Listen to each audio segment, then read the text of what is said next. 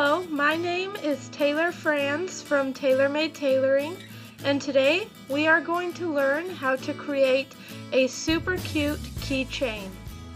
This is a tutorial for a trial kit that we offer at tailormade.com/sowhat. These trial kits are designed to give you an insight into what it's like to subscribe to the full-sized So What box. This sewing kit includes thread, sewing pins, a new sewing machine needle, a keychain ring, a piece of ribbon, a piece of fusible interfacing, and 2 pieces of fabric. First, we are going to take the piece of fusible interfacing and the fabric over to our ironing board. Make sure that your iron is set on the cotton setting and has had time to preheat.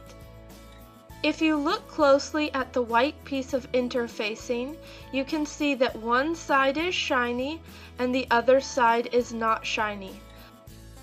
Most fabrics have a right and a wrong side. The right side of the fabric is the side that you want to see when the piece is finished. Lay the right side down on your ironing board.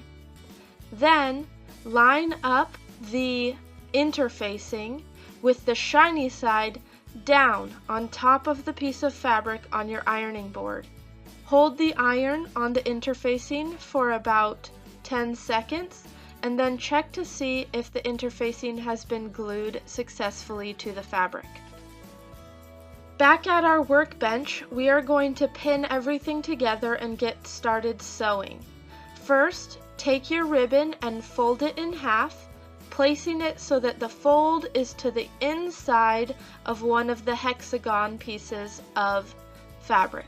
Pin in place, and then match the right sides of both of the pieces of fabric up and line the edges together and pin around the hexagon. The piece of ribbon should be encapsulated between the 2 pieces of fabric like a sandwich. Moving to our sewing machine, we are going to make sure that the machine is threaded with the provided thread and that we have changed out our sewing machine needle with the new needle that was provided in the kit. When we start to sew, we are going to start at one of the hexagon corners and line the right edge of the fabric up with the right edge of our presser foot.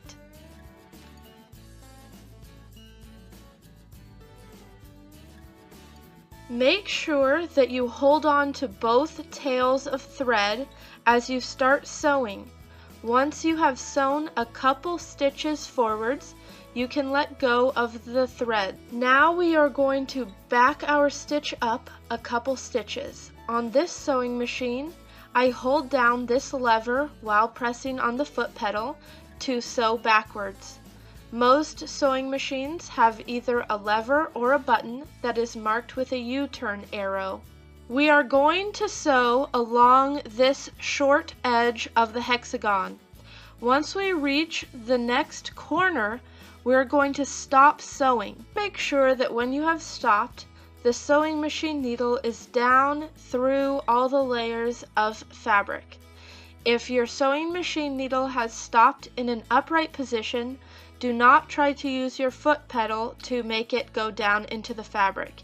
Instead, reach over to the top of the right side of your sewing machine and twist the large knob until your sewing machine needle moves down into the fabric. Now we can use this needle as an anchor, lift up the presser foot, and pivot the fabric around the needle until the side of our presser foot is lined up with the new edge.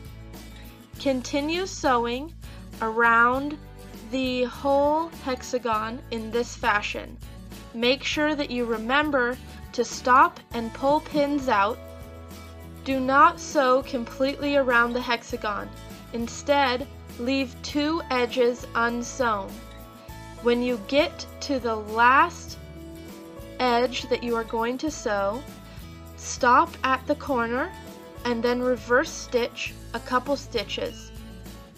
Then ensure that your sewing machine needle is in the upright position. Lift your presser foot and pull away from the sewing machine. You are going to need to trim the threads to be able to remove the piece from the sewing machine, and also make sure that you trim the threads from where you started sewing. Now we are going to flip this right side out through the hole that we left. We can use a pencil to help us get these corners pushed out straight. It's going to look kind of funny right now, but when we get over to the ironing board, we're going to make it look normal. After pressing the entire thing flat, we are going to turn in the raw edges into the hole that we left. You want to follow the raw edge lines as you do this in order to keep the hexagon shape. Use the iron as you fold to help hold your folds in place. Once you are finished, take a couple pins and use them to hold the fabrics together. We are going to want to make sure that we sew really close to the edge of the hexagon so that we catch those raw edges that we ironed under. In order to do this, most sewing machines have a function that moves the sewing machine needle from side to side. On this sewing machine, we use this lever that shows position of needle and move it as the machine moves the needle back and forth. Select your sewing machine needle so that it is in the furthest right position. Then, as you sew, you can line the right edge of the presser foot up with the right edge of the piece of fabric, and we will be sewing closer to the edge than we did the first time around. Make sure that you are stopping and pulling out pins as you go along, that you have backed up as you start and finish the seam, and that you are pivoting as you get to each corner.